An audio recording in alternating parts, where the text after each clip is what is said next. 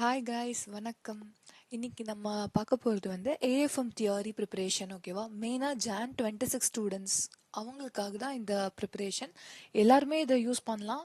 John 26 ஃபோக்கஸ்டில் நான் இது வந்து ப்ரிப்பேர் பண்ணியிருக்கேன். ஓகே, இந்த வீடியோ. ஓகே, ஸோ ஃபஸ்ட்டு என்னென்ன chapters? Chapter 1, chapter 2, chapter 7, chapter 15. இது நாலுமே வந்து ரொம்ப ப்ரியாரிட்டைஸ்டு சாப்டர் ஃபார் தியரி. ஓகேவா?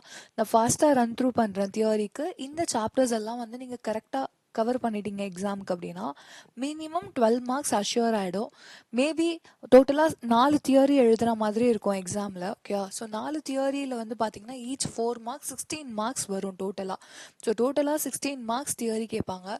If it is very easy theory paper, அது தியரி வந்து ரொம்ப ஈஸியாக இருக்குது அப்படின்னா 16 மார்க்குமே உங்களுக்கு எக்ஸாமில் கிடைக்கிறதுக்கான வாய்ப்பு இருக்குது. சப்போஸ் ரொம்ப வந்து ஏதாவது ஒன்று அவுட் சைடு சிலபஸ் வந்து லைக் அவுட் சைட் சிலபஸ் அப்படின்னா நம்ம இப்போது சார்ட் அவுட் பண்ணியிருக்கோம்ல, இதை தவிர வேறு ஏதாவது சாப்டர்ஸ்லேருந்து கேட்டாங்க அப்படின்னா மேபி 12 மார்க்ஸ். ஓகே, அப்பயுமே வந்து ஒரு தியரி அவுட் சைட்லேருந்து கேட்கறதுக்கு வாய்ப்பு இருக்குது. Outside the chapters I mention. ஓகேவா? இங்கே இருக்கிற சாப்டர்ஸ் தவிர கேட்கறதுக்கான வாய்ப்பு இருக்குது. அண்ட் ஒரு சுச்சுவேஷன் நான் சொல்லிடுறேன். நவம்பர் 24, ஓகே, இந்த அட்டெம்ப்டில் வந்து ஒன்லி 4 மார்க்ஸ் தியரி தான் கேட்டிருந்தாங்க. ஓகே, டோட்டலாகவே 4 மார்க்ஸ் மட்டும்தான் எக்ஸாமில் தியரி வந்திருந்தது. ஸோ அது வந்து totally out of the blue situation. அது அந்த மாதிரி சுச்சுவேஷன் வருமானு தெரியாது மறுபடியும். ஓகே, வந்தால் ஃபேஸ் பண்ணுறதுக்கு ரெடியாக இருக்கணும். But in normal situation, normal parlance, நமக்கு எப்பயுமே வந்து 16 மார்க்ஸ் இல்லை 12 மார்க்ஸ் இது வந்து அஷ்யூர்டாக வரும். ரைட்டா? ஓகே, இப்போது சாப்டர் 1. சாப்டர் 1ல் டோட்டலாக வந்து 8 ஆர் 9 கான்செப்ட்ஸ். ஓகேவா? 8 ஆர் 9 கான்செப்ட்ஸ் தான் மொத்தமாகவே இருக்கும். ஸோ அந்த 8 ஆர் 9 கான்செப்ட்ஸை வந்து தரவாக படிச்சிட்டிங்க அப்படின்னா ஈஸிலி 4 மார்க் கேரண்டி ஆகிடும். ஓகே, அண்ட் என்னோட ஒப்பீனியன் என்ன இங்கே அப்படின்னா, எக்ஸ்டர்னல் ஃபண்ட் ரெக்குவயர்மெண்ட் அப்படின்னு சொல்லிட்டு ஒரு புதுசாக ஒரு கொஸ்டின் ஆட் பண்ணியிருக்காங்க சாப்டர் 1ல். இந்த எக்ஸ்டர்னல் ஃபண்ட் ரெக்குவயர்மெண்ட் கொஸ்டினை வந்து கவர் பண்ணிக்கோங்க.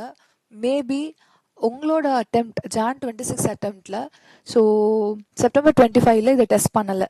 ஓகே, ஸோ ஜான் 26ல் more chances that this question getting tested. ஓகேவா? ஸோ திருப்பி கேட்கறதுக்கான வாய்ப்பு இருக்குது. ஸோ தியரி படிக்கிறீங்க அப்படின்னா அந்தந்த தியரி சாப்டர்ஸில் இருக்கிற சம்ஸ்லேயுமே வந்து நல்ல கிரிப் எடுத்துக்கோங்க. ஸோ ஒருவேளை அந்த கொஷின்ஸ் கேட்டாங்க அப்படின்னா அது மார்க் எடுக்கிறது ரொம்ப ஈஸியாக இருக்கும். ஓகே, ஒரே ஒரு கொஸ்டின் தான் இருக்கும். ப்ளஸ் ஒரு பாஸ்ட் எக்ஸாம் கொஷினில் வந்து சஸ்டைனபிள் க்ரோத் கண்டுபிடிக்கிறதுக்கு டூ பாயிண்ட் மாடல்னு ஒன்று யூஸ் பண்ணி ஒரு கொஸ்டின் ஒன்று இருக்கும். ஸோ இஃப் பாசிபிள் அந்த கொஸ்டினுமே வந்து ரெஃபர் பண்ணுங்கள். Okay, next chapter 2.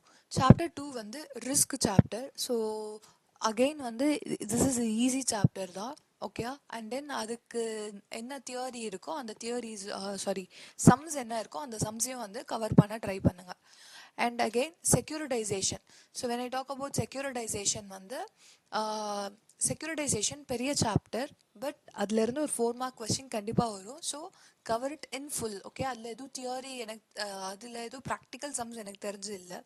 So securitisation ஃபுல்லாகவே படிக்கிறதுக்கு ட்ரை பண்ணுங்கள்.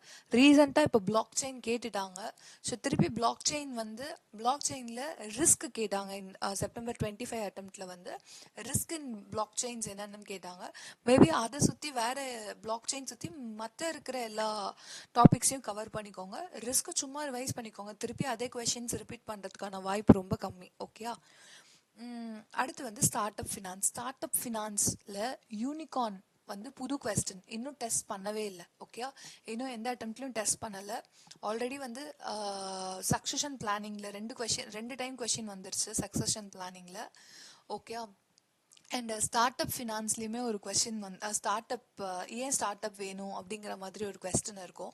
ஸோ இது 2 கொஸ்டினும் டெஸ்ட் பண்ணிட்டாங்க நியூலி ஆடட் பார்ட்ஸில். இப்போ நியூலி ஆடட்ல இன்னும் டெஸ்ட் பண்ணாதது unicorn. So maybe that will be important for you. ஓகேவா? ஸோ இப்போ இந்த 4 சாப்டரை வந்து கோராக நல்லா ஃபோக்கஸ் பண்ணோம் அப்படின்னா ஈஸியாக வந்து you can score some 12 marks. ஓகேவா? இதை தவிர சாப்டர் நம்பர் 4 செக்யூரிட்டி அனாலிசிஸ், இதுவுமே உங்களோட one of the theory part. ஓகேயா? ஸோ இது வந்து ரொம்ப நிறையா இருக்கும் இதில் theory.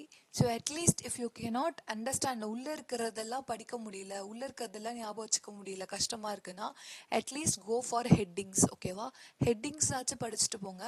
Because at least if you write the ஹெட்டிங்ஸ்னா அதுக்காக you will get two marks, அந்த மாதிரி you will get it. Okay? So instead of leaving all the 4 marks, entire 4 marks விடுறதுக்கு பதிலாக you can score at least 2 marks. ஓகேவா? Headings எல்லாம் படிச்சுட்டு போனீங்கன்னா. Okay, try to cover the chapters in full. ஓகேவா? ஃபுல்லாக படிக்க பாருங்க. முடியலங்கிற பட்சத்தில் அட்லீஸ்ட் ஹெட்டிங்ஸ். ஓகேயா? அடுத்து அதர் சாப்டர்ஸ். இப்போது நான் சொல்லியிருக்கேன் இந்த 5 சாப்டர் இருக்குது. சாப்டர் 1, 2, 7, 15, 4. இந்த சாப்டர் தவிர மற்ற என்னென்ன சாப்டர்ஸ் இருக்கோ அதில் நியூலி ஆடட் போர்ஷன்ஸ் மட்டும் என்னென்ன இருக்கோ அந்த நியூலி ஆடட் போர்ஷன்ஸ் மட்டும் பார்த்துட்டு போனீங்கன்னா இது வந்து ஜஸ்ட் ஃபார் பேக்கப் கேஸ். ஓகேவா? மேபி அதர் சாப்டர்ஸ்லேருந்து கேட்குறாங்க அப்படின்னா அது நியூலி ஆடட் கொஷின்ஸ் கேட்கறதுக்கான வாய்ப்பு அதிகம். ஓகேவா? இப்போ say for example payment gateway ஒரு தடவை கொஷின் கேட்டிருந்தாங்க, அது நியூலி ஆடட் கொஸ்டின். அப்புறம் ஸ்விஃப்ட்னு ஒரு கொஷின், நான் வந்து I'm just saying in MTP RTP past exam எல்லாத்துலேயுமே கேட்ட கொஷின் சொல்லிட்டு இருக்கேன். ஓகேயா? ஸோ ஸ்விஃப்ட் அப்படின்னு சொல்லி ஒரு கொஸ்டின் நியூலி ஆடட் போர்ஷன் அது. ஸோ அது கேட்டிருந்தாங்க. அண்ட் இப்போ வந்து என்னோட கெஸ் மேபி இந்த மாதிரி கொஷின்ஸ் டெஸ்ட் பண்ணலாம். போர்ட்ஃபோலியோ சாப்டரில் வந்து கோல்டு இன்வெஸ்ட்மெண்ட் வந்து எந்த மாதிரி ஃபார்ம்ஸ்ல எல்லாம் கோல்டு இன்வெஸ்ட் பண்ணலாம், gold ETF, gold bars, so அந்த மாதிரி ஒரு கொஸ்டின் இருக்கும். ஜஸ்ட் அதெல்லாம் ஒரு தடவை ரன் த்ரூ மட்டும் பண்ணிக்கோங்க. ஓகேவா? Maybe if they test it you can easily handle those questions. ஓகேவா? and then மியூச்சுவல் ஃபண்டில் வந்து ஃபினான்ஷியல் மெஷர்ஸ் என்னென்ன இருக்குது அப்படின்னு கேட்பாங்க. ஷேர் பே ரேஷியோ, சார்டினோ ரேஷியோ, ட்ரெயினார் ரேஷியோ, எக்ஸ்பென்ஸ் ரேஷியோன்னு சொல்லி ஒரு கொஸ்டின் இருக்கும். ஸோ இந்த மாதிரி கொஸ்டின்ஸ் எல்லாம் யூ ஜஸ்ட் ஒரு தடவை வந்து ரன் த்ரூ பண்ணிக்கோங்க. It will be helpful for you. ஓகேவா?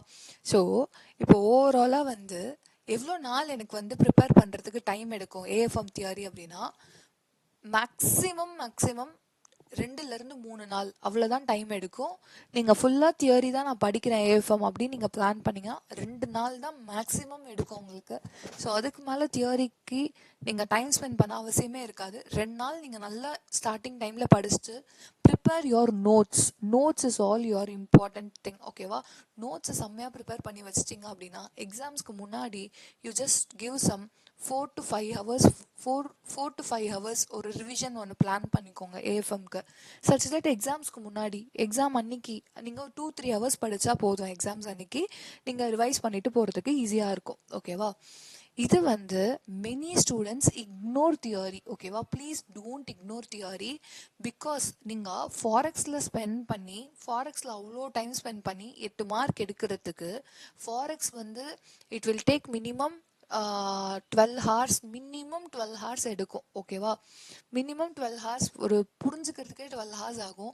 மேபி கிளாஸஸ், ரெகுலர் கிளாஸஸ்லாம் எடுத்திங்கன்னா 20 hours கிட்ட ஆகும். ஓகேவா? 8 மார்க்ஸ் கவர் பண்ணுறதுக்கு. நான் என்ன சொல்கிறேன், அந்த 8 மார்க்ஸ் பதிலாக நீங்கள் தியரியில் ஃபோக்கஸ் பண்ணிங்க அப்படின்னா ஃபாரெக்ஸை விட சொல்லலை, ஃபாரெக்ஸ்க்கு எவ்வளோ கான்சன்ட்ரேஷன் கொடுக்குறீங்களோ அதில் ஹாஃப் நீங்கள் தியரிக்கு கொடுத்தா கூட, ஓகே, ஹாஃப்வே நீங்கள் அதில் கான்சென்ட்ரேட் பண்ணால் கூட you can score minimum 12 marks. Okay, minimum 12 marks unless it is a paper like a November 24 paper மாதிரி இருந்தால் ஒன்றும் பண்ண முடியாது. நார்மல் பேப்பர் செப்டம்பர் 25 பேப்பர் எடுத்திங்கன்னா 16 மார்க்ஸ் வந்து ரொம்ப சிம்பிள் தியரி தான் வந்திருந்தது. ஓகேயா? ஸோ தியரியில் ஈஸியாக மார்க்ஸ் ஸ்கோர் பண்ணலாம். Okay, so plan accordingly. Don't leave any of the sums. ஓகேவா?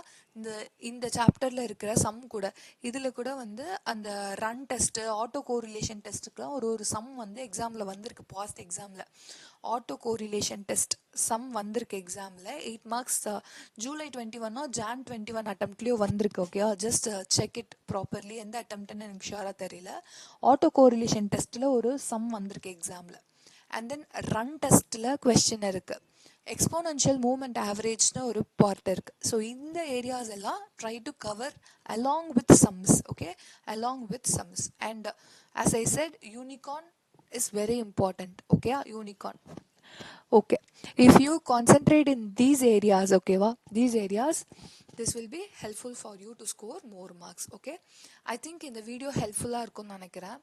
If it is helpful, just leave in comment that whether it is helpful or not, or எங்கே improve பண்ணோம், என்ன suggestion, if any suggestion is there, just leave in comment, okay, and share this with your friends also. Thank you.